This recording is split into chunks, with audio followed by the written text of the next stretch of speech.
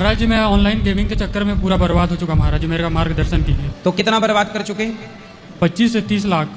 तो आपके पास कहाँ से आ गए 30 लाख? घर का और लोगों से। घर में कितना पैसा था? घर का आधा है महाराज जी और लोगों से लिया हुआ। तो पिताजी क्या करते हैं आपके? गल्ला खरीदी करते हैं महाराज जी, अपने साथ महुआ करके आता है वही, और किराना दुकान है। तो पिताजी आपको पैसा देते थे? हम बिजनेस में ही संभालता था। बिजनेस आप करते थे पिताजी के साथ? जी। तो जो कमाते थे जुआ खेल जाते थे? जी महाराज जी। तो 25-30 लाख हार गए जी जुआ में? जी। Online gaming? जी पिछले 3 साल से ये लत लग चुकी है। 2023 से शादी से बाद। शादी हो गई आपकी? जी गर्भवती है महाराज जी पत्नी 8 महीने। तो पत्नी को भी तो नहीं हार गए जुआ में? नहीं महाराज जी। हैं? पत्नी तो नहीं लगा दी दाव में?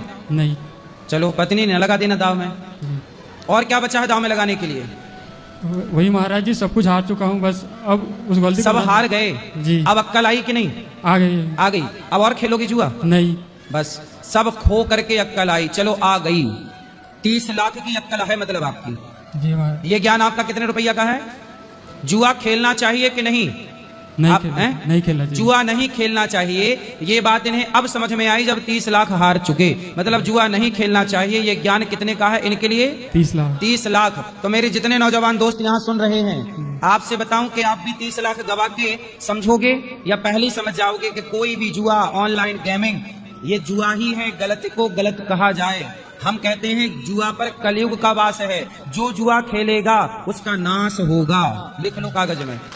धर्मराज युधिष्ठिर ने जुआ खेला था, 12 साल का वनवास, 1 साल का अज्ञातवास हुआ, द्रौपदी पत्नी की साड़ी उतारी गई। इस सारा कुछ किसके चक्कर में हुआ था?